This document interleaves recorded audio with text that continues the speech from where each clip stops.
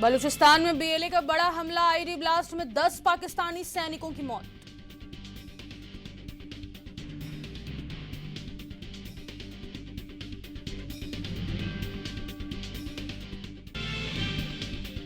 प्रधानमंत्री Narendra Modi video conferencing के जरिए 51,000 से ज्यादा युवाओं को जॉब लेटर बांटेंगे। 15वां रोजगार मेला देश भर के 47 जगहों पर होगा आयोजित।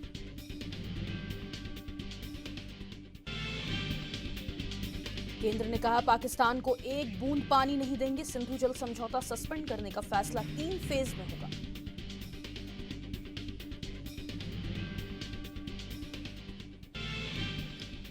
केंद्रीय मंत्री पीयूष गोयल पाकिस्तान से व्यापार में कोई रुचि नहीं, भारत में आतंकवाद को पनपने नहीं देंगे।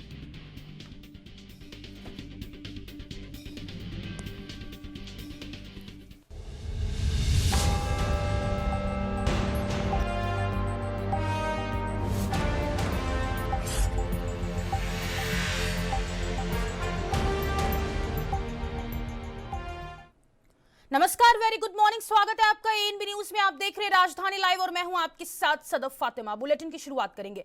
पहलगाम में हुए आतंकी हमले ने 26 निर्दोष जिंदगियों को छीन लिया, जिसके बाद दिल्ली के चांदनी चौक, सदर बाजार समेत 100 से अधिक बाजारों में बंद का आह्वान किया गया है। व्यापारियों ने लाल किले तक मार्च किया। उनकी मांग है कि आतंकियों पर सख्त कार्रवाई की जाए और पाकिस्तान से सभी व्यापारिक रिश्ते खत्म किए जाएं।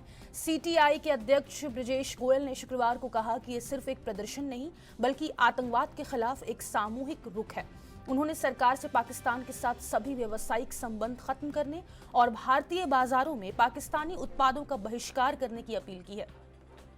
बता दें कि पहलगाम में मंगलवार को हुआ हमला 2019 के पुलवामा हमले के बाद घाटी में सबसे घातक हमला माना जा रहा है।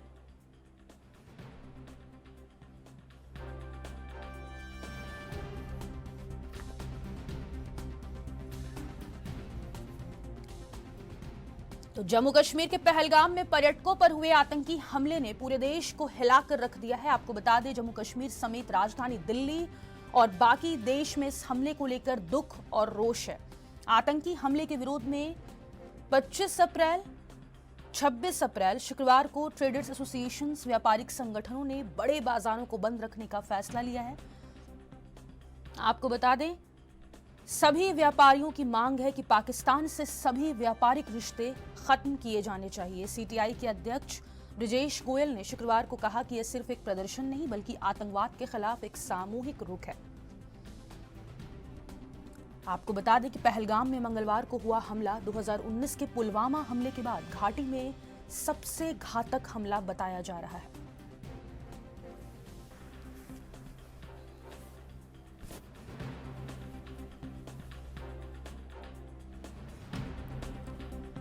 आपको बता दें,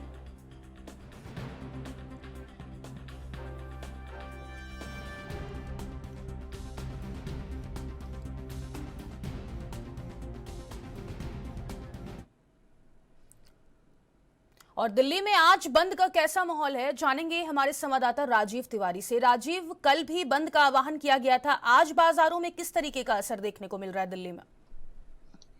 देखिए, यहाँ पर बात करें जिस तरीके से पाकिस्तान के द्वारा जो आतंकी हमला किया गया जम्मू कश्मीर के पहलगाम के अंदर, उसी को लेकर लगातार पूरे देश के अंदर एक गुस्सा जो था या फिर कहे रोष जो था वो देखने को मिल रहा था। इसी की वजह से दिल्ली के सभी बाजारों के व्यापारियों ने एक राय बनाई थी, जिसको लेकर कहा गया था कि 25 अप्रैल को बाजार जो है वो बंद रखे जाएंगे और पूरे दिन पूरे बाजार जो है वो बंद रहे, जिससे कहीं ना कहीं एक संदेश जो है सरकार तक पहुंचाने की कोशिश की गई कि सरकार जो है वो पाकिस्तान से व्यापारी संबंध जो है वो बंद करे और पाकिस्तान का कोई भी सामान जो है या फिर कहे कोई भी प्रोडक्ट जो है वो दिल्ली के बाजारों के अंदर नहीं बेचा जाएगा। इसी को लेकर जिस तरीके से व्यापारियों की तरफ से बहिष्कार किया गया पाकिस्तान का, तो उसी को लेकर कल पूरे दिन जो है तमाम बाजारों की बात करें, सदर बाजार मार्केट की बात करें, चांदनी चौक मार्केट की बात करें, सरोजनी नगर मार्केट की बात करें, सभी जगहों पर कहीं ना कहीं बंद का जो असर था वो जरूर देखने को मिला। और आज की बात करें तो आज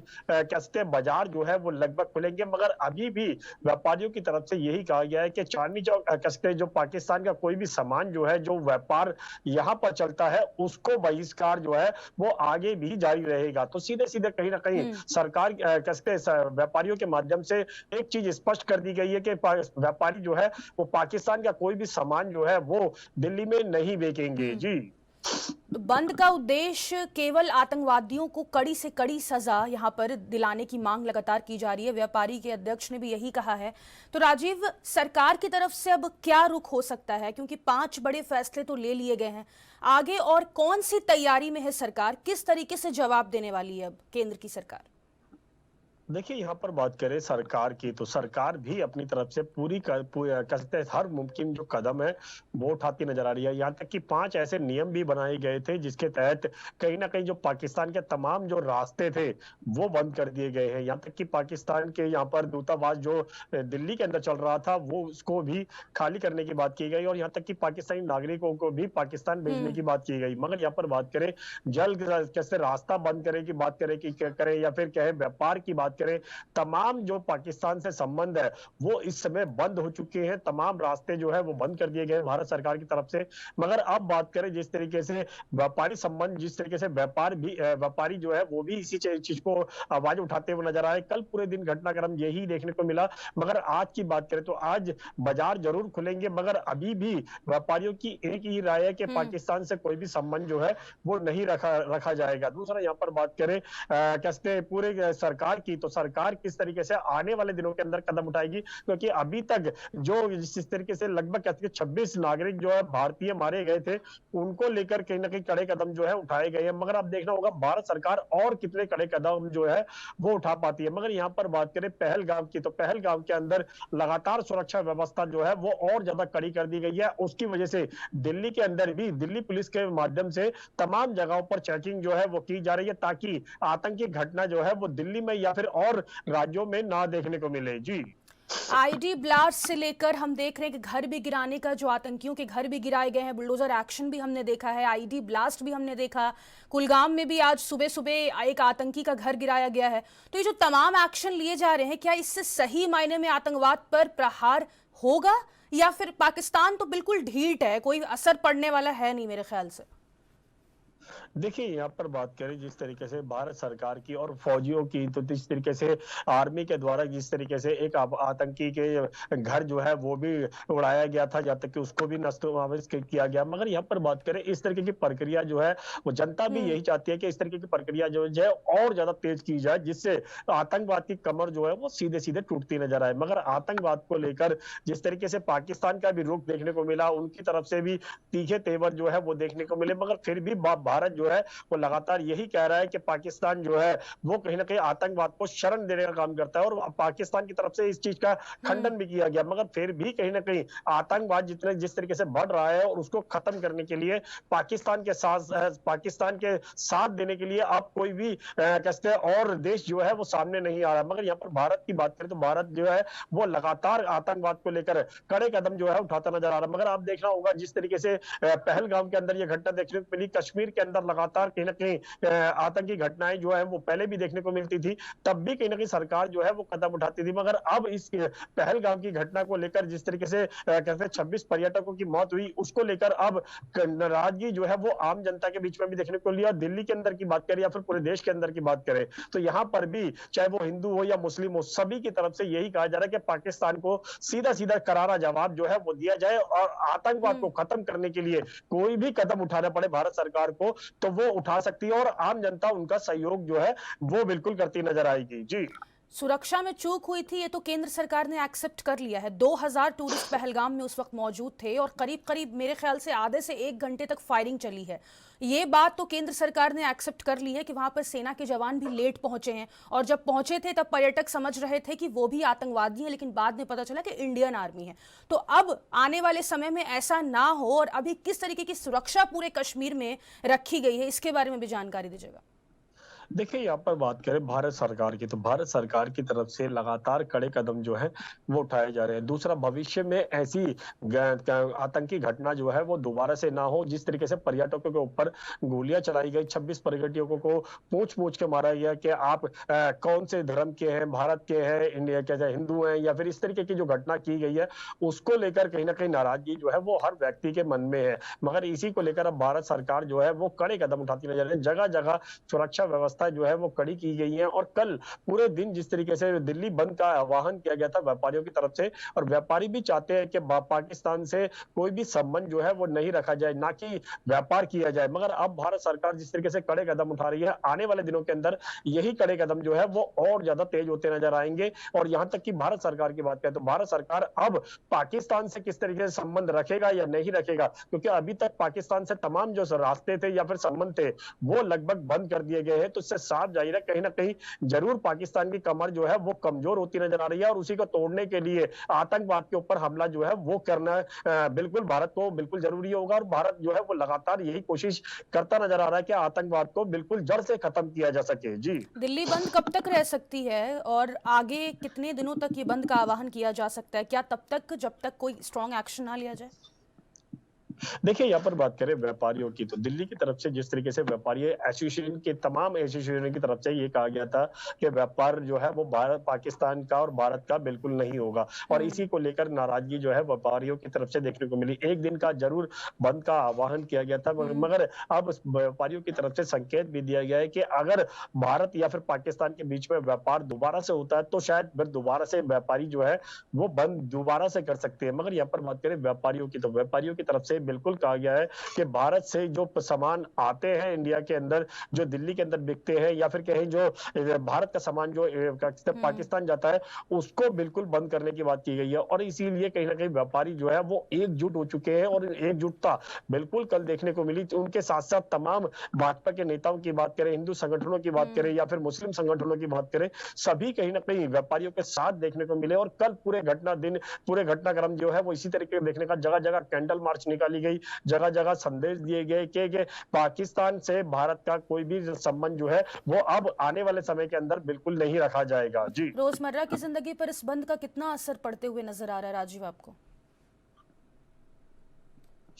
देखिए, यहाँ पर बात करें जिस तरीके से अब किस तरीके से कदम उठाए जा रहे हैं व्यापारी आने वाले दिनों के अंदर, और किस तरीके से कदम उठाए गए, दूसरा यहाँ पर सरकार की तरफ से किस तरीके से कदम उठते हुए देखने को मिलेंगे। मगर यहाँ पर एक चीज स्पष्ट है, आतंकवाद को खत्म करने के लिए भारत को कहीं ना कहीं और ज्यादा कड़े कदम जो है वो करने होंगे। दूसरा, आतंकी जो है वो इस तरह की घटना को अंजाम ना दे, उसके लिए तमाम सुरक्षा व्यवस्थाओं की बात करें, उसमें कहीं भी लापरवाही अगर होती है, तब कहीं ना कहीं इस तरीके की घटनाएं जो है वो देखने को मिलती है। इसीलिए कहीं ना कहीं सुरक्षा व्यवस्था के जो कहते हैं सुरक्षा चक्र है, उसको और ज्यादा दुरुस्त करना होगा, उसको और ज्यादा मजबूत करना होगा। तब कहीं ना कहीं दिल्ली की नहीं, कश्मीर की नहीं, पूरे राज्य की या फिर सभी राज्यों की बात करें, भारत के अंदर सुरक्षा व्यवस्था बहुत ज्यादा कड़ी करनी होगी। इसीलिए कहीं ना कहीं तमाम सुरक्षा एजेंसियां जो है वो अब सतर्क होती नजर आ रही है। खासतौर पर दिल्ली की बात करें, जगह जगह दिल्ली पुलिस जो है वो बैरिकेडिंग भी लगाकर सुरक्षा व्यवस्था की चेकिंग करती नजर आ रही है, गाड़ियों की चेकिंग की जा रही है। यही चीज जो है वो और राज्यों के अंदर भी देखने को मिल रहा है। तो इससे साफ जाहिर है इस तरह की घटना को लेकर अब जांच एजेंसियों की बात करें, सुरक्षा एजेंसियों की बात करें, तमाम तरीके से कोशिश जो है वो की जा रही है। मगर भारत सरकार की तरफ से संकेत बिल्कुल दे दिए गए कि पाकिस्तान और आतंकवाद को खत्म करने के लिए तमाम जो कदम होंगे वो बिल्कुल भारत सरकार उठाते नजर आएगा। जी, तो जो पाकिस्तान में हम भारत का जो प्रोडक्ट सप्लाई होता था, क्या वो भी आने वाले फ्यूचर में बंद हो सकता है? देखिए, यहाँ पर बात करें पाकिस्तान से जो और जो सामान जो आते हैं या फिर कोई सप्लाई होती है, पानी जो फिर जो सिंधु बॉर्डर से, जैसे सिंधु जल जाता है, उसको भी बंद कर दिया गया। तमाम रास्तों की बात करें, ट्रेनों की बात करें, तमाम ऐसे रास्ते जो है वो बंद कर दिए गए। मगर ये आगे कब तक बंद रहेंगे ये अभी तक स्पष्ट नहीं है। मगर दूसरा यहाँ पर बात करें, पाकिस्तान को एक भारत सरकार की तरफ से मैसेज जरूर दिया गया है कि अगर भारत इस तरीके के कदम उठा रहा तो उसके लिए कहीं ना कहीं जिम्मेदार जो है वो पाकिस्तान सरकार है, क्योंकि पाकिस्तान जो है वो आतंकवाद को बढ़ावा देता है, और आतंकवाद को लेकर अब किस तरीके से कदम उठाए जाएंगे ये जरूर देखना होगा। जी, बहुत शुक्रिया राजीव तमाम जानकारी साझा करने के लिए। तो आपको बता दें, पहलगाम में हुए आतंकी हमले ने 26 निर्दोष जिंदगियों को छीन लिया, जिसके बाद दिल्ली में बंद का आह्वान किया गया है। चांदनी चौक, सदर बाजार समेत 100 से अधिक बाजारों में बंद का आह्वान किया गया है। आगे बढ़ेंगे। केंद्रीय जल शक्ति मंत्री सी.आर. पाटिल ने शुक्रवार को कहा कि केंद्र ने भारतीय नदियों का पानी पाकिस्तान जाने से रोकने के लिए एक विस्तृत रोड मैप तैयार किया है। यह रोड मैप केंद्रीय गृह मंत्री अमित शाह के साथ एक अहम बैठक के बाद तैयार हुआ है। पाटिल ने मीडिया से बातचीत में बताया कि सरकार 3 प्रकार के उपायों पर काम कर रही है: अल्पकालिक, मध्यमकालिक और दीर्घकालिक। इनमें नदियों की गाद निकालने जैसे उपाय भी शामिल हैं ताकि पानी रोका जा सके और उसे पाकिस्तान जाने से रोकने के प्रयास किए जा सके। यह कदम हाल ही में पहलगाम में हुए आतंकी हमले के बाद बढ़ते तनाव के बीच उठाया गया है। वहीं जम्मू और कश्मीर के मुख्यमंत्री उमर अब्दुल्ला ने सिंधु जल संधि पर अपनी कड़ी असहमति जताते हुए इसे जम्मू और कश्मीर के लोगों के लिए सबसे अन्यायपूर्ण दस्तावेज बताया। अब्दुल्ला ने कहा कि जम्मू और कश्मीर के संदर्भ में हम कभी भी सिंधु जल संधि के पक्षधर नहीं रहे हैं। इसके अलावा उन्होंने केंद्रीय गृह मंत्री अमित शाह से जम्मू और कश्मीर के लोगों की सुरक्षा को लेकर भी आश्वासन लिया।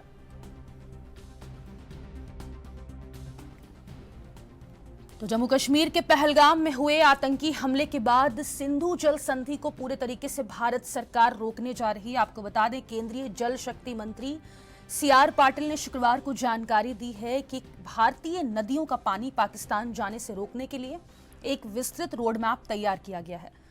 यह रोड मैप केंद्रीय गृह मंत्री अमित शाह के साथ एक अहम बैठक के बाद तैयार हुआ है। पाटिल ने मीडिया से बातचीत में बताया कि सरकार 3 प्रकार के उपायों पर काम कर रही है। पहला है अल्पकालिक, मध्यमकालिक और दीर्घकालिक। इनमें नदियों की गाद निकालने जैसे उपाय भी शामिल हैं ताकि पानी रोका जा सके और उसे पाकिस्तान जाने से रोकने के प्रयास किए जा सके। एक बूंद यहां पर पानी पाकिस्तान को नहीं मिले, इस पर लगातार रोड मैप तैयार किया जा रहा है केंद्र सरकार की तरफ से। आपको बता दें, जम्मू और कश्मीर के मुख्यमंत्री उमर अब्दुल्ला ने सिंधु जल संधि पर अपनी कड़ी असहमति जताई है। उन्होंने कहा है कि जम्मू और कश्मीर के लोगों के लिए सबसे अन्यायपूर्ण दस्तावेज है।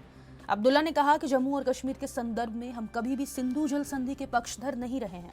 इसके अलावा उन्होंने केंद्रीय गृह मंत्री अमित शाह से जम्मू और कश्मीर के लोगों की सुरक्षा को लेकर भी आश्वासन दिया है।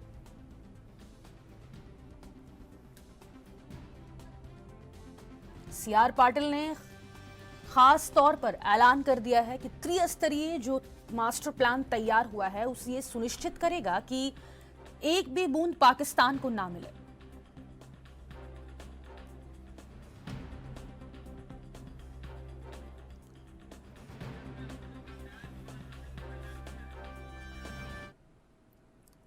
और ज्यादा जानकारी के साथ दिल्ली से संवाददाता अंबुज उपाध्याय का रुख कर लेंगे। अंबुज, ये त्रिस्तरीय रोड मैप तैयार किया गया है सी.आर. पाटिल और गृह मंत्री अमित शाह के द्वारा। किस तरीके से ये रोड मैप में कौन कौन बातों का ख्याल रखा गया है? ये 3 बातें सामने निकल के आ रही है, अल्पकालिक, मध्यमकालिक और दीर्घकालिक। इसका मतलब समझाइएगा और कैसे सुनिश्चित करेगी सरकार की एक भी बूंद पाकिस्तान को ना मिले? बिल्कुल, जिस तरीके से बात की जाए के बाद एक तरीके से भारत की सरकार ने ये फैसला लिया है कि जो हमारे बीच में ये जल संधि थी पाकिस्तान के साथ, उस पर करार बंद कर दिया है। उसको लेकर के कल अमित शाह के घर पर एक बैठक होती है, उसमें जल शक्ति मंत्री सी.आर. पाटिल इसको एक रोड मैप बनाकर जिसमें और मस्जिद के लिए बात की जाती है। इसमें अगर बात की जाए तो साफ तौर से भारत सरकार का मानना है कि हम एक ऐसा रोड मैप तैयार कर रहे हैं जिससे एक बूंद पानी भी पाकिस्तान की तरफ ना जाए, जिसको लेकर के नदियों की जो सफाई है उसको पूरी तरीके से कराना चालू कर दिया। इसके बाद में उस पानी को डाइवर्ट करने की कोशिश की जाएगी, जैसे कि कहीं पर किस पानी को कहाँ पर रोका जाना, किस पानी से कहाँ से उसको वापस लेके आना। क्योंकि मैं आपको बताता चलूँ 3 नदियां हैं, उन 3 नदियों का जो जल है वो पाकिस्तान की तरफ जा रहा है। तो ऐसे में भारत के ऊपर ये जिम्मेदारी भी बनती है कि आखिर आने वाला जो समय है उसमें बरसात का मौसम भी आएगा।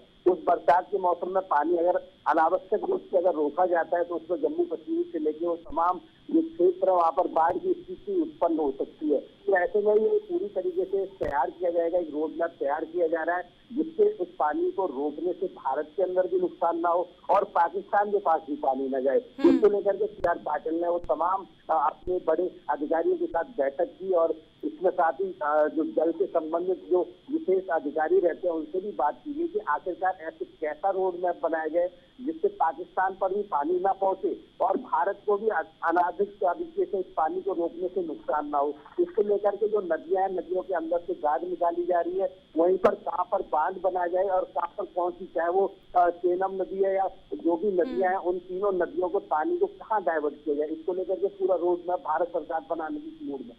धरातल पर कब से ये एक्शन देखने को शुरू हो जाएगा? बिल्कुल, जैसे अधिकारियों के साथ बैठक हुई है और अधिकारियों के बाद में उस गाद को निकालने का कार्य करा जाएगा, तो ऐसे में जल्दी से जल्दी भारत सरकार की कोशिश रहेगी। लेकिन कहीं ना कहीं इसको लेकर के फातिमा जी मैं आपको बताता चलूं, आने वाला जो मानसून का समय है, उस मानसून के समय में नदियां अपने पूरे सैलाब पर रहती हैं। उस समय पर इस पानी को रोकना एक चुनौतीपूर्ण भारत सरकार के लिए भी रहेगा। वहीं पर एक तरीके से जब ये सिंधु जल संधि का एक तरीके से भारत सरकार ने जब से प्रारंभ किया है, तब से लेकर के पाकिस्तान भी बौखलाहट में, चाहे पाकिस्तान के विदेश मंत्री की बात की जाए, चाहे रक्षा मंत्री की बात की जाए, चाहे वहाँ के जो रक्षा विशेषज्ञ उनकी बात की जाए, तो वो एक तरीके से धमकी पर उतर आए हैं कि इस तरीके से जो जल संधि हुई है वो 1960 में हुई है। जवाहरलाल नेहरू उस समय प्रधानमंत्री थे और पाकिस्तान के अयूब खान यहाँ पर नेता थे। उनके बीच में जो संधि हुई है उसको अगर रोकते हैं तो पाकिस्तान की तरफ से पूरी धमकी दी जा रही है, चाहे वो युद्ध से लेकर के रही हो, चाहे उसके अलावा अन्य बातों को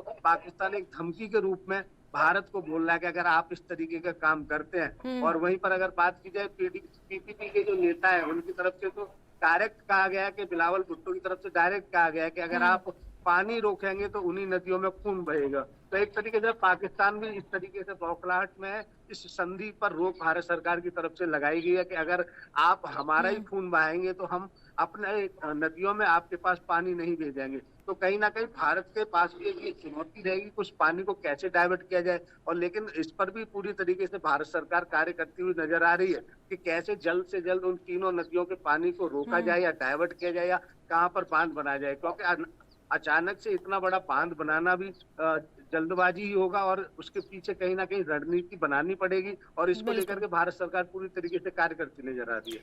पाकिस्तान 80% तक अगर हम देखें अंबुज, तो सिंधु जल संधि पर डिपेंड करता है। उनकी कृषि क्षेत्र की हम बात कर लें या कोई प्रोजेक्ट की बात कर लें, तो ये तमाम डिपेंडेंसी जो है सिंधु जल संधि पर पाकिस्तान की पूरे तरीके से खत्म हो जाएगी अगर भारत सरकार ने सही मायने में रोक लगा दी। तो उसके बाद बौखलाहट तो निश्चित तौर पर अभी से दिखने लग गई है।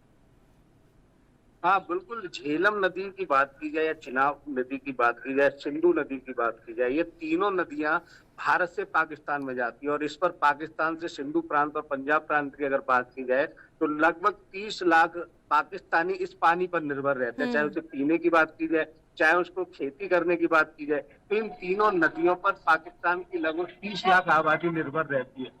तो ऐसे में कहीं ना कहीं जब भारत सरकार इस पानी को रोकेगी और रोकने की जो बात की जा रही है और पूरी तैयारी में उसको लेकर के पाकिस्तान की बौखलाहट स्वाभाविक है, क्योंकि सिंधु जगह है जहाँ पर सिंधु नदी जाती है, वहां पर अभी से जो पाकिस्तान के जो निवासी है उनकी तरफ से प्रदर्शन चालू हो गया अपनी सरकार के खिलाफ। और उससे पहले ही अगर बात की जाए तो पाकिस्तान के खिलाफ सिंधु नदी को लेकर के पाकिस्तान में जो वहाँ बांध बना रहा था या फिर वहां से नहर निकालने की कोशिश कर रहा था, वो पहले से ही वहां पर प्रदर्शन चल रहा था। और आज अभी जब भारत सरकार ने रोक लगाया है तो इसको लेकर के वहां पर निवासियों ने पहले से ही प्रदर्शन और चालू कर दिए हैं।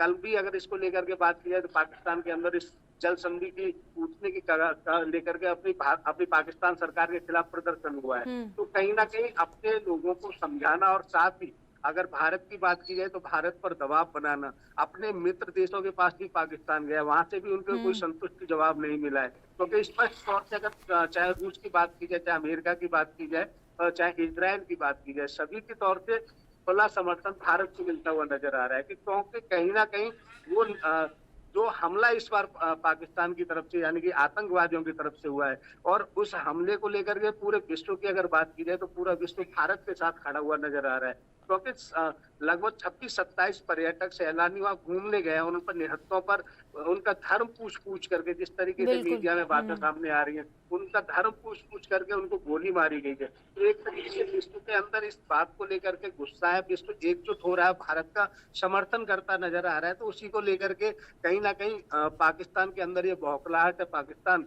धमकी देने पर उतार लो, हम न्यूक्लियर बम भी छोड़ सकते हैं, हमारे पास न्यूक्लियर भी है, उसके साथ ही हम खून भी बहा सकते हैं। इस तरीके की बयानबाजी पाकिस्तान की तरफ से हो रही है। बहुत शुक्रिया अंबुज तमाम जानकारी साझा करने के लिए। तो आपको बता दें, त्रिस्तरीय रोड मैप तैयार किया जा रहा है केंद्र सरकार की तरफ से, ताकि सिंधु जल संधि से एक भी पानी की बूंद पाकिस्तान को ना पहुंच पाए।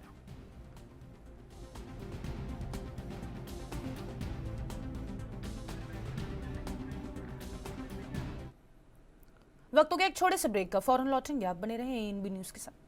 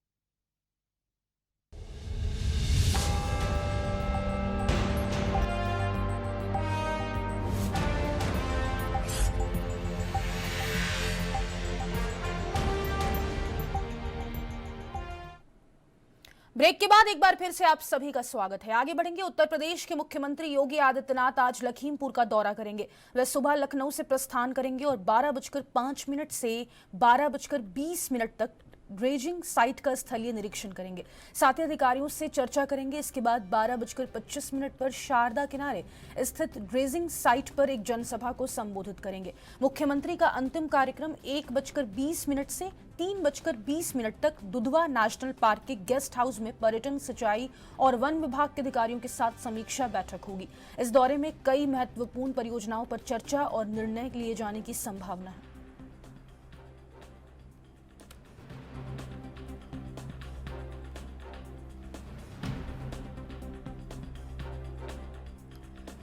मुख्यमंत्री योगी आदित्यनाथ आज लखीमपुर खीरी के दौरे पर रहने वाले हैं। आपको बता दें, पुलिस और प्रशासनिक अधिकारियों की ब्रीफिंग में सुरक्षा पर विशेष जोर दिया गया है। डीएम ने प्रशासनिक अमले को उनके दायित्वों की जानकारी दी है।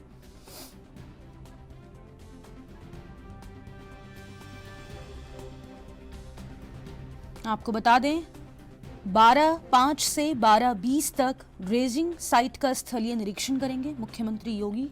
साथ ही अधिकारियों से चर्चा भी करेंगे। शारदा नदी ड्रेजिंग प्रोजेक्ट का निरीक्षण करेंगे।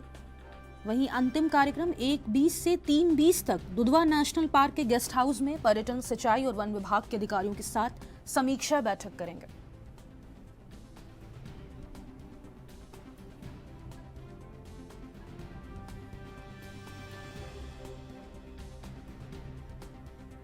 इस दौरे में कई महत्वपूर्ण परियोजनाओं पर चर्चा और निर्णय लिए जाने की संभावना जताई जा रही है। आपको बता दें, मुख्यमंत्री के आगमन को लेकर शुक्रवार देर शाम तक तैयारियों को अंतिम रूप देने का काम चलता रहा।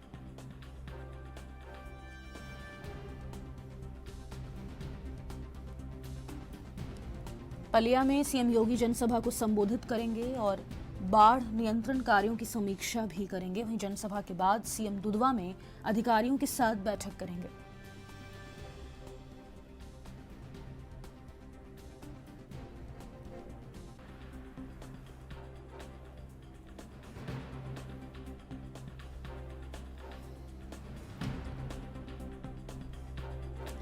मुख्यमंत्री का अंतिम कार्यक्रम 1:20 से 3:20 तक रहने वाला है।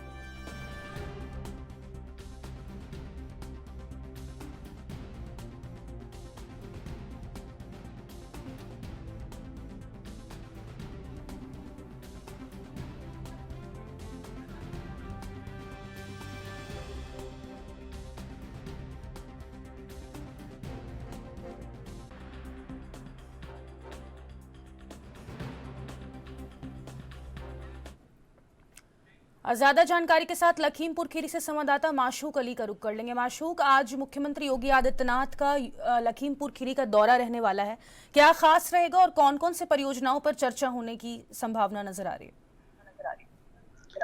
जी फातिमा जी, आपको बताएं जनपद लखीमपुर खीरी में आज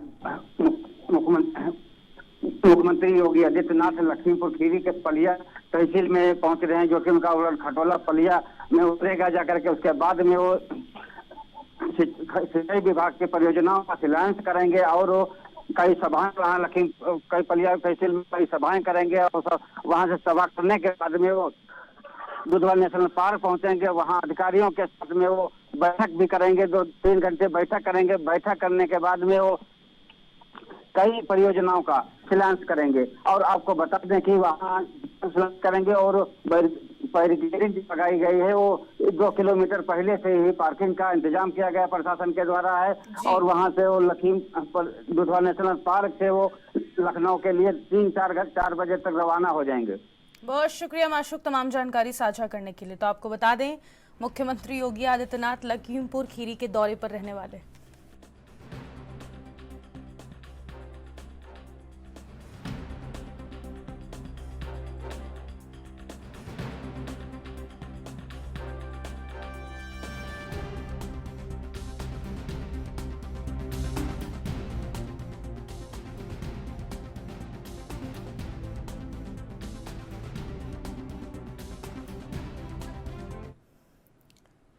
आगे बढ़ेंगे। हिमाचल प्रदेश सरकार की चेतावनी के बावजूद आज शिमला के ऐतिहासिक चौड़ा मैदान में राजकीय प्राथमिक शिक्षक संघ एक बड़ा प्रदर्शन करने जा रहा है।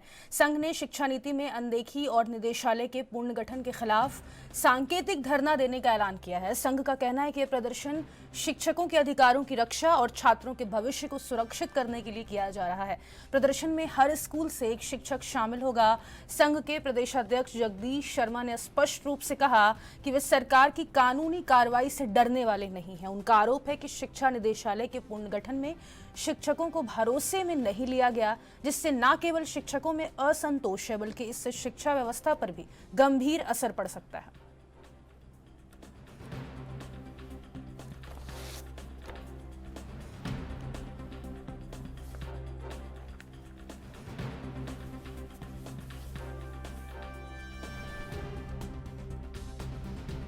तो शिमला के ऐतिहासिक चौड़ा मैदान में राजकीय प्राथमिक शिक्षक संघ एक बड़ा प्रदर्शन करने जा रहा है। संघ ने शिक्षा नीति में अनदेखी और निदेशालय के पुनर्गठन के खिलाफ सांकेतिक धरना देने का ऐलान किया है।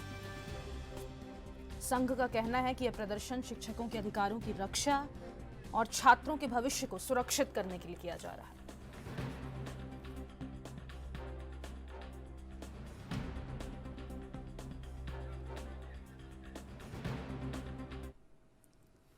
ज्यादा जानकारी के साथ हिमाचल प्रदेश के ब्यूरो चीफ टीना ठाकुर का रुख कर लेंगे। टीना, आज शिक्षक संघ चौड़ा मैदान में प्रदर्शन करने जा रहा है सरकार के खिलाफ। क्या कुछ उनकी प्रमुख मांगे हैं और क्यों इससे गंभीर असर पड़ सकता है शिक्षा व्यवस्था पर हिमाचल के? बिल्कुल, देखिए आज जो राजकीय प्राथमिक शिक्षक संघ है वो यहाँ पे एक बड़ा धरना प्रदर्शन करने जा रहा है और फिलहाल इसको उन्होंने सांकेतिक धरना प्रदर्शन का नाम दिया है। सरकार ने इसको टालने के लिए कल काफी कोशिशें की थी, नोटिस इनको दिया था, इनके प्रदेश अध्यक्ष जगदीश को इन्होंने नोटिस दिया था, जो शिक्षा सचिव हैं राकेश कंवर, और ये कहा गया था कि अगर आप धरना प्रदर्शन में भाग लेते तो आपके खिलाफ जो अनुशासनात्मक कार्रवाई की जाएगी। तो ऐसे में शिक्षक भड़क गए हैं। उनका कहना है कि जो अपनी मांगों को लेकर वो जरूर सड़कों पर उतरेंगे और जब सरकार नहीं सुन रही तो उनके पास ये एकमात्र जो रास्ता है यही बचा है। तो ऐसे में इनका ये कहना है कि जो शिक्षा निदेशालय का गठन किया गया है वो बिल्कुल सरासर गलत है और उसमें आईएएस की नियुक्ति यानी ब्यूरोक्रेट्स को बिठाना वो भी सरासर गलत है, क्योंकि शिक्षाविद से बेहतरीन शिक्षा को अच्छे आयाम पर ले जाने के लिए और कोई सोच नहीं सकता है और कोई काम वैसा नहीं कर सकता है। तो ऐसे में देखिए अब टकराव शुरू हो गया है शिक्षकों के बीच और सरकार के बीच में। जो शिक्षा निदेशालय का गठन हुआ है उसको ये सरासर गलत बता रहे हैं। उनका कहना है कि जो प्राथमिक लेवल पर जो शिक्षा निदेशालय था उसको खत्म कर दिया गया है और 18,000 के करीब जो शिक्षण संस्थान है हिमाचल में उनके लिए केवल एक शिक्षा निदेशालय का गठन किया गया है, जबकि 135 कॉलेजों के लिए अलग शिक्षा निदेशालय जो है उसका गठन किया गया है। तो ऐसे में ये बोल रहे हैं कि बिल्कुल जायज नहीं लग रहा है और इसमें भी जो इसका क्या स्वरूप होना चाहिए था, किस तरह से इसको किया जाना चाहिए था, वो सारी जो बातें हैं वो इनके साथ नहीं की गई। यानी ये भड़क गए हैं कि जो शिक्षा निदेशालय का गठन किया गया उसमें इनकी राय नहीं देगी, शिक्षाविदों को शामिल नहीं किया गया है और अपनी तरफ से सरकार जो है मनमानी कर रही है। ऐसे में इनका कहना है कि जो शिक्षा निदेशालय का जो ये गठन है उसको तुरंत स्थगित करे सरकार, जो प्राथमिक लेवल पे जो शिक्षा निदेशालय था उसको बहाल करे। और ऐसे में आज देखिए 10,000 के करीब जो लक्ष्य है वो इन लोगों ने रखा है कि चौड़ा मैदान में ये लोग जुटेंगे। हालांकि सरकार की तरफ से इसकी परमिशन इनको नहीं दी गई है और उसके बाद इनका कोशिश ये थी कि शिक्षा जो निदेशालय है वहां का ये घेराव करने के लिए जाएंगे, लेकिन फिलहाल दोनों जगह की इनको परमिशन नहीं देगी। उसके बावजूद ये लोग आज जो है चौड़ा मैदान में जुटेंगे और इनका कहना है कि अगर आज सरकार ने कोई सकारात्मक वार्ता के लिए ना बुलाया और ना कोई सकारात्मक उनको परिणाम इस सांकेतिक धरना प्रदर्शन का दिखाई दिया तो आज से ही ये लोग जो है क्रमिक जो हड़ताल है उस पर ये लोग बैठ जाएंगे। जी, तो क्या कोई पॉजिटिव वार्ता के लिए सरकार की तरफ से आएगा आज बात करने के लिए शिक्षक संघ के द्वारा? नहीं तो जिस तरीके से वो उन्होंने ऐलान किया है ऐसा लगता है बड़े स्तर पर आंदोलन होगा। बिल्कुल, देखिए ये चेतावनी जो शिक्षक संघ है उन्होंने पहले ही दे दी है कि बड़े लेवल पर इस आंदोलन को वो लेके जाएंगे और चुप नहीं बैठेंगे, क्योंकि सरकार ने जब 6 फरवरी को उनके साथ एक बैठक की थी उसमें सकारात्मक बातें कही गई थी और उनमें से कोई भी बात जो है धरातल पर नहीं उतरी है। ऐसे में आज देखिए शिक्षा सचिव ने काफी कोशिश की थी कि जो इनका धरना प्रदर्शन उसको टाल दिया जाए, इनको डराया गया था, इनको या फिर नोटिस दिया गया था, लेकिन दोनों तरीकों से ये लोग नहीं माने। इनका कहना है कि चाहे नोटिस दो, चाहे सस्पेंड करो, चाहे जो मर्जी करे सरकार इस वक्त, लेकिन वो अपनी मांगों को लेकर जो है सड़कों पर उतरेंगे। और लगभग 22,000 के करीब जो है जो प्राथमिक शिक्षक है हिमाचल में वो कार्यरत है और ऐसे में आज इन्होंने लक्ष्य रखा है कि 10,000 यानी हर स्कूल से करीबन एक जो प्राथमिक शिक्षक है वो इस धरना प्रदर्शन में भाग लेगा और सांकेतिक रूप में जो है सरकार को समझाने की कोशिश यहाँ पे की जाएगी। और अगर सरकार की तरफ से कोई सकारात्मक पहल नहीं होती है, शिक्षा मंत्री या शिक्षा सचिव की तरफ से इनको कोई सकारात्मक आश्वासन या सकारात्मक इनको लगता है कि परिणाम इनके सांकेतिक धरने का नहीं है, तो आज से ये लोग कह रहे हैं कि आज से क्रमिक जो हड़ताल है इनकी उस पर भी ये लोग आज से ही बैठ जाएंगे। जी, उनका कहना है कि सरकार ने शिक्षा निदेशालय के पूर्ण गठन में शिक्षकों को भरोसे में नहीं लिया है। क्या कारण है इसके, टीना? बिल्कुल, देखिए हालांकि सरकार ने ये तर्क दिया था कि जो स्कूलों की शिक्षा है वो केवल एक शुरू से लेकर प्राइमरी लेवल से लेकर हायर सेकेंडरी तक जो है एक शिक्षा निदेशालय उसके लिए रखा जाएगा और अलग शिक्षा निदेशालय की यहाँ पे कोई आवश्यकता नहीं है। और ऐसे में ये भी कहा गया था कि इसको जो हेड करेगा वो एक आईएएस होना चाहिए। तो इससे जो है शिक्षाविद वो भड़क गए हैं, अध्यापक भड़क गए हैं। उनका कहना है कि जब ये जो फैसला लिया गया सरकार ने उस वक्त भी जो है शिक्षकों को जो है वो भरोसे में नहीं लिया गया, विश्वास में नहीं लिया गया, उनसे कोई बात नहीं की गई। यानी शिक्षा के क्षेत्र में जो काम कर रहे हैं स्टेक होल्डर्स है उनको विश्वास में सरकार ने बिल्कुल नहीं लिया है और ब्यूरोक्रेट के जितना भरोसा सरकार जता रही है उससे ये लगता है कि प्रशासनिक अधिकारियों को खुश करने या प्रशासनिक अधिकारियों की संख्या बढ़ाने के लिए ये फैसला जो है सरकार ने लिया है, क्योंकि शिक्षाविद उनका कहना है कि शिक्षा के क्षेत्र में जो है जो बहुत बेहतरीन काम कर रहे हैं शिक्षाविद उन्हीं को इनका हेड बनाना चाहिए और ये जो अलग अलग शिक्षा निदेशालय थे, इससे जो है शिक्षा की गुणवत्ता में सुधार होना था। प्राथमिक लेवल पे किस तरह की शिक्षा चल रही है, प्राइमरी पे किस तरह प्राइमरी और सेकेंडरी पे किस तरह चल रही है, ये अलग अलग यहाँ से साबित होना था। लेकिन अब जो है एक ही शिक्षा निदेशालय बन गया और उससे अंदेशा यही है आने वाले टाइम में कि जो प्राथमिक लेवल पे जो बच्चे हैं, प्राथमिक लेवल पे जो शिक्षक है, उनकी जो स्कूलों की जो गतिविधियां थी उस पर विराम लग जाएगा। अभी फिलहाल वो ये भी कह रहे हैं कि खेलकूद जो प्रतियोगिता आयोजित की जाती थी उसको भी फिलहाल रोक दिया गया है। तो ऐसे में आप कैसे उम्मीद कर सकते हैं कि जो प्राथमिक संघ जो प्राथमिक लेवल पे जो शिक्षा सरकार बेहतरीन करने की कोशिश कर रही है वो बेहतरीन होगी ऐसे प्रयासों से। उनका कहना है कि सरकार को ये फैसला जो है तुरंत प्रभाव से जो है वापस लेना चाहिए और शिक्षकों को विश्वास में लेकर उनके साथ बैठकर बात करके आगे फिर इस पर जो है आगे कोई भी फैसला जो है सरकार को लेना चाहिए। जी बहुत शुक्रिया टीना तमाम जानकारी साझा करने के लिए। तो आपको बता दें, शिक्षा संघ ने यहाँ पर चौड़ा मैदान में धरना प्रदर्शन का ऐलान किया है। आपको बता दें, अधिकारों की रक्षा और छात्रों के भविष्य को सुरक्षित करने के लिए ये ऐलान किया गया है। प्रदर्शन में हर स्कूल से एक शिक्षक शामिल होगा।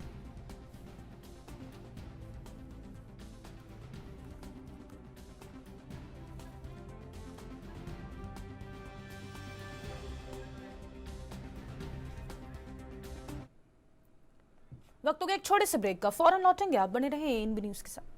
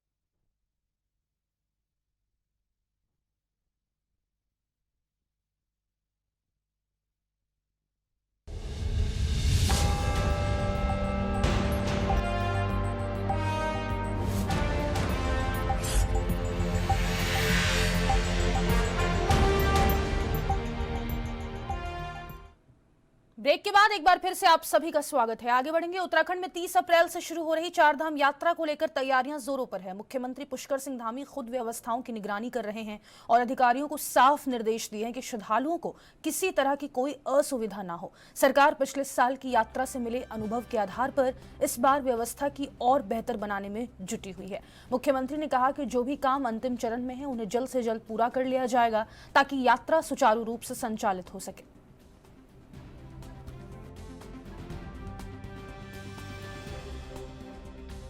चारधाम यात्रा की तैयारियां लगातार चल रही हैं। उससे मैं आज ऋषिकेश जाऊंगा तो वहां पर जो हमारा चारधाम यात्रा का पहला पड़ाव होता है, उस पड़ाव से संबंधित जितनी भी जो आवश्यकताएं हैं, समीक्षाएं हैं, जो पिछले सालों के अनुभव हैं, उसके आधार पर हम लगातार जब यात्रा समाप्त हुई थी 2024 की, उसके बाद से लगातार तैयारियां कर रहे हैं और अब अंतिम चरण में यात्रा सभी तैयारियां पूरी हो गई हैं और जो कुछ एक काम और करने हैं वो भी अभी 2-3 दिनों के अंदर संपन्न हो जाएंगे।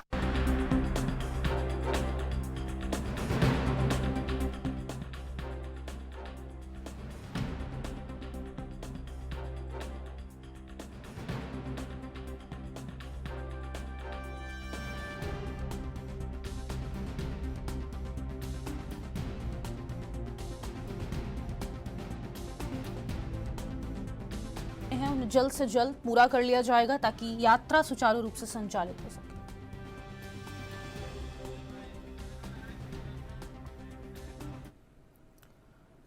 और ज्यादा जानकारी के साथ उत्तराखंड से संवाददाता अभिनव नायक का रुख कर लेंगे। अभिनव, अभी तक की चारधाम की तैयारियों के बारे में जानकारी दे दीजिएगा। फातिमा, अगर बात करें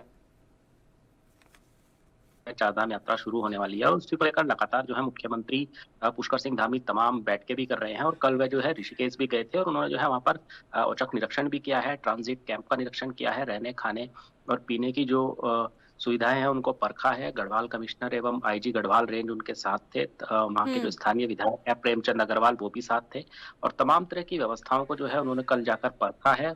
और मुख्यमंत्री पुष्कर सिंह धामी ने अधिकारियों को साफ तौर पर निर्देश भी दिए हैं कि किसी तरह की हीला हवाली बर्दाश्त नहीं होगी, क्योंकि अब चंद ही दिन बचे हैं 30 अप्रैल से शुरू होने में यात्रा। और अब जिस तरह से लगातार सरकार तैयारियों में जुट चुकी है तो अब वहीं कहीं ना कहीं मान के चल सकते हैं कि इस बार जो है उत्तराखंड में चारधाम यात्रा में जो आने वाले श्रद्धालु हैं वो इस बार रिकॉर्ड तोड़ आएंगे और सरकार जो है हर कार्य पर नजरें बारीकी से बनाए हुए है। तमाम तरह की व्यवस्थाओं को लेकर हो या फिर अन्य जो काम है वो जल्द से जल्द पूरा करने के निर्देश भी मुख्यमंत्री ने दिए हैं, क्योंकि 30 अप्रैल अब ज्यादा दिन नहीं बचे हैं। तो ऐसे में जो है अब जितने भी विभाग हैं उन सभी को समन्वय स्थापित कर जल्द से जल्द जो काम रुके हुए हैं उनको भी पूरा करने के निर्देश मुख्यमंत्री पुष्कर सिंह धामी ने दिए हैं। जी फातिमा, बहुत शुक्रिया अभिनव तमाम जानकारी साझा करने के लिए। तो आपको बता दें चारधाम यात्रा 30 अप्रैल से शुरू हो रही है। श्रद्धालुओं को सुविधा देने के लिए पुष्कर सिंह धामी की सरकार लगातार पुख्ता इंतजाम करते हुए नजर आ रही है।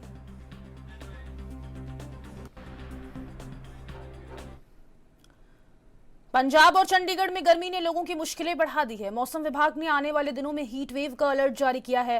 तापमान में लगातार बढ़ोतरी हो रही है और फिलहाल गर्मी से राहत की कोई उम्मीद नजर नहीं आ रही। खासकर दोपहर के वक्त लू चलने की संभावना जताई गई है। ऐसे में लोगों को सतर्क रहने की जरूरत है। मौसम विशेषज्ञों का कहना है कि दिन का तापमान और भी बढ़ सकता है, जिससे हालात और गंभीर हो सकते हैं। इस बीच स्वास्थ्य विभाग ने लोगों को सलाह दी है कि गर्मी से बचने के सभी जरूरी उपाय करें और बच्चों, बुजुर्गों और बीमार लोगों का विशेष ध्यान रखें।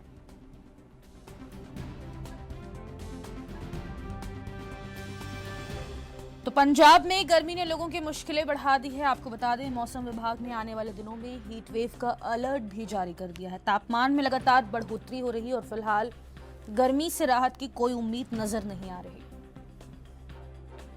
खासकर दोपहर के वक्त लू चलने की संभावना जताई गई है। इस बीच स्वास्थ्य विभाग ने लोगों को सलाह दी है कि गर्मी से बचने के सभी जरूरी उपाय करें और बच्चों, बुजुर्गों और बीमार लोगों का विशेष ध्यान रखा जाए।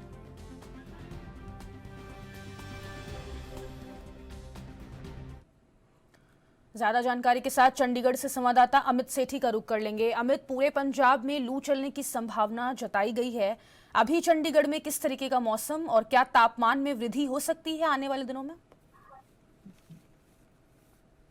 जी बिल्कुल, अगर बात की जाए गर्मी की तो जो है गर्मी बिल्कुल जो है काफी देखने को मिल रही है। वहीं अगर मौसम विभाग की बात की जाए तो साफ तौर पे कहना है कि आने वाले दिनों में जो है राहत गर्मी से जो है नहीं मिलती हुई दिखाई दे रही। और अगर इस समय की बात करें तो करीब 9 बजे का समय जो है 9 बजे के आसपास का समय हो चुका है और काफी धूप जो है बिल्कुल देखने को मिल रही है। जैसे जैसे समय बढ़ता जाएगा गर्मी भी जो है बिल्कुल बढ़ती जाएगी और साथ ही हीट वेव जो है वो काफी ज्यादा देखने को मिलती है। 12 बजे के बाद 12 से लेकर 3 बजे तक जो है काफी ज्यादा हीट वेव जो है देखने को मिलती है। और वहीं स्वास्थ्य विभाग का भी साफ तौर पे कहना है कि जो लोग खासकर बीमार हैं, लंबी बीमारी से जो है पिछले लंबे अरसे से जूझ रहे हैं और जो छोटे और बुजुर्ग हैं उनको इसमें जो है काफी ध्यान रखने की जरूरत है गर्मी के चलते। जी, क्या कुछ एडवाइजरी जारी की गई है, खास तौर पर अगर बुजुर्गों की बात करें तो? बिल्कुल, अगर बुजुर्गों की बात की गई तो उनको भी साफ तौर पे कहा गया है कि अगर कोई जरूरी काम नहीं है या तो घर से बाहर ना निकलें, और अगर घर से बाहर निकलना भी है तो पानी जो है उसका वक्त जो है ज्यादा से ज्यादा करें, पानी जो है ज्यादा पिए, क्योंकि पानी की कमी जो है अक्सर देखने को मिल रही है और हैजे के और जो है गर्मी के जो है लू लगने के जो है केस जो है हॉस्पिटल में पहुंच रहे हैं। हीट वेव को लेकर क्या तैयारियां हैं अभी अस्पतालों में, पूरे पंजाब की अगर हम बात कर लें तो अमित? बिल्कुल, जिस तरह से हीट वेव की बात करें, हीट वेव जो है काफी ज्यादा जो है बिल्कुल देखने को मिल रही है, और अगर हॉस्पिटल्स की बात करें तो पुख्ता इंतजाम वहां पर देखने को मिल रहे हैं। चाहे मेडिकल स्टाफ की बात करें, चाहे बेडिंग की बात करें, चाहे मेडिसिन की बात करें, तो बिल्कुल इंतजाम जो है बिल्कुल पुख्ता किए गए हैं। और साफ तौर पे स्वास्थ्य विभाग का भी यही कहना है कि खासकर दोपहर के समय जो है कम बाहर जो है निकलना चाहिए। बहुत शुक्रिया अमित तमाम जानकारी साझा करने के लिए। तो आपको बता दें, पंजाब और चंडीगढ़ में गर्मी ने लोगों की मुश्किलें बढ़ा दी है। आने वाले दिनों में हीट वेव का अलर्ट जारी किया गया है। तापमान में लगातार बढ़ोतरी हो रही है।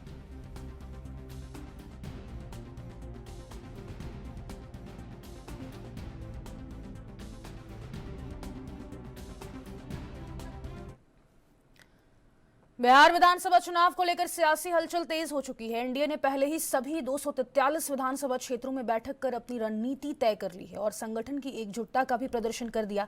अब तेजस्वी यादव भी उसी राह पर चलते नजर आ रहे हैं। वो भी सभी सीटों पर कार्यकर्ता सम्मेलन करने जा रहे हैं, लेकिन तेजस्वी के सामने चुनौतियां कम नहीं है। एक ओर कांग्रेस का आक्रामक रवैया उनके लिए मुश्किलें खड़ी कर रहा है, तो दूसरी ओर महागठबंधन की 3 बैठकें होने के बावजूद अब तक ना तो मुख्यमंत्री पद का चेहरा तय हो पाया और ना ही सीटों का बंटवारा।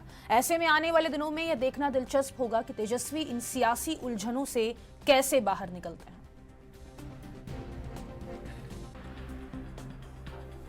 तो बिहार विधानसभा चुनाव को लेकर लगातार सियासी हलचल यहां पर तेज हो चुकी है। एनडीए पूरी तैयारी में जुटा हुआ है। सभी 243 विधानसभा क्षेत्रों में बैठक कर अपनी रणनीति एनडीए के द्वारा बना ली गई है और संगठन की एकजुटता का भी प्रदर्शन कर दिया गया है। बात करें तेजस्वी यादव की, तो वो भी उसी राह पर चलते हुए नजर आ रहे हैं। सभी सीटों पर कार्यकर्ता सम्मेलन करने जा रहे हैं, लेकिन तेजस्वी के सामने भी मुश्किलें कम नहीं हैं। एक और कांग्रेस की बात कर लें तो लगातार कांग्रेस तेजस्वी को मुख्यमंत्री का चेहरा मानने के लिए तैयार नहीं है।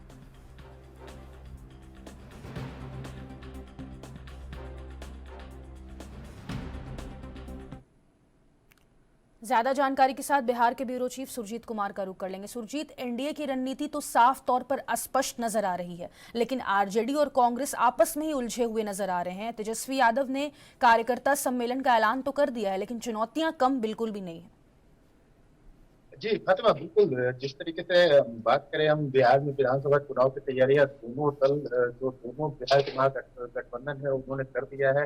और अगर कहा जाए तो एनडीए जो है महागठबंधन से काफी आगे चल रही है। जिस कार्यकर्ता सम्मेलन का जो शुरुआत करने जा रहे हैं तेजस्वी, वो कार्यकर्ता सम्मेलन लगभग बिहार के जो सारे विधानसभा क्षेत्र है 243 विधानसभा क्षेत्र, वहाँ पे एनडीए पहले ही कर चुका है। और एनडीए में जो शामिल तमाम दल है, चाहे वो सीताराम मांझी की पार्टी हम हो या फिर उपेंद्र कुशवाहा की पार्टी हो या फिर यहाँ पे जेडीयू बीजेपी और उसके साथ साथ यहाँ पे चिराग पासवान की भी पार्टी, सारे पार्टी के जो अध्यक्ष है मिलके तमाम जो जिला मुख्यालय है वहाँ पे उन्होंने प्रेस कॉन्फ्रेंस की और उसके बाद उनके जो कार्यकर्ता है बूथ स्तर तक जुटे हुए हैं और यहाँ पे एकजुटता का भी परिचय दे रहे हैं। वहीं अगर हम बात करें तेजस्वी की चुनौतियों पे, तो तेजस्वी की चुनौतियां यहाँ पे कम होने का नाम नहीं ले रही है। इस तरीके से यहाँ पे जो है महागठबंधन के 3 बैठक हो चुके और तीनों बैठक में कुछ भी नतीजा नहीं निकला और अभी भी मामला जहाँ से शुरू हुआ था वहीं पे दिखाई दे रहा है। तो इस विधानसभा में तेजस्वी के लिए चुनौतियों की कमी नहीं है। जी तो आने वाले दिनों में क्या रणनीति बन सकती है तेजस्वी यादव की तरफ से? और जो मुख्यमंत्री का चेहरा तेजस्वी यादव को कांग्रेस पार्टी अपनाने के लिए तैयार नहीं है, तो क्या मंथन हो सकता है? क्या आने वाले दिनों में दिल्ली विधानसभा चुनाव जैसे हालात होंगे?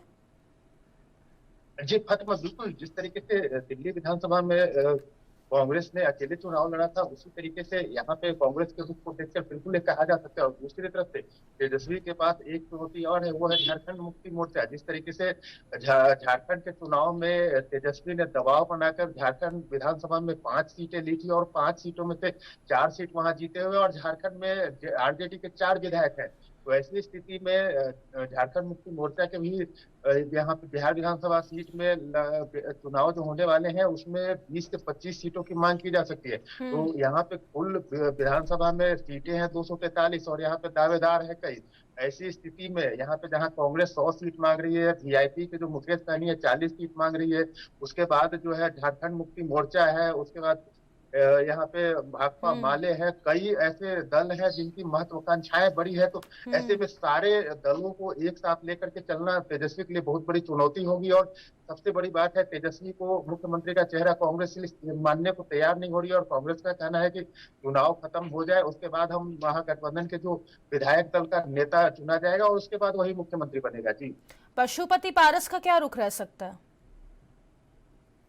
पशुपति पारस जो है अभी फिलहाल जो है एनडीए का पार्ट है और अभी कुछ दिन पहले जो है उन्होंने ऐलान किया था कि आज के बाद से उनका एनडीए के साथ कोई संबंध नहीं है। लेकिन अगर अंदरूनी सूत्रों की माने तो पशुपति पारस से जो लालू प्रसाद की मुलाकात हुई थी और लालू प्रसाद यादव ने यहाँ पे पारस को एक ऑफर किया है कि सबसे पहले वो अपनी पार्टी का विलय आरजेडी के साथ करे तब उनके बारे में कुछ सोचा जाएगा। तो ऐसी स्थिति में पशुपतिनाथ पारस की जो स्थिति है पहले से भी खराब हो चुकी है, क्योंकि अब सीधे सीधे पार्टी विलय करने की बात हो रही है। और जैसा पिछले लोकसभा चुनाव में पप्पू यादव के साथ कांग्रेस ने उनको अपनी पार्टी का विलय भी करवा लिया और लास्ट मोमेंट पर टिकट भी काटा, तो वैसी स्थिति कहीं पारस के साथ नहीं हो जाए, इसलिए पारस अभी काफी असमंजस की स्थिति में दिखाई दे रहे हैं। और आने वाले कुछ दिनों के में जो है पारस की क्या स्थिति होगी वो अपना रुख साफ करते हुए नजर आएंगे। जी, बहुत शुक्रिया सुरजीत तमाम जानकारी साझा करने के लिए। तो कांग्रेस के आक्रामक रुख से तेजस्वी की यहाँ पर चुनौती बढ़ती हुई नजर आ रही है।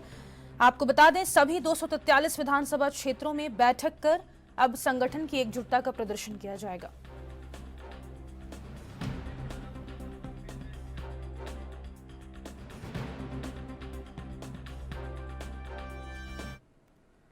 फिलहाल के लिए राजधानी लाइव में बस इतना ही। मुझे दीजिए इजाजत। नमस्कार।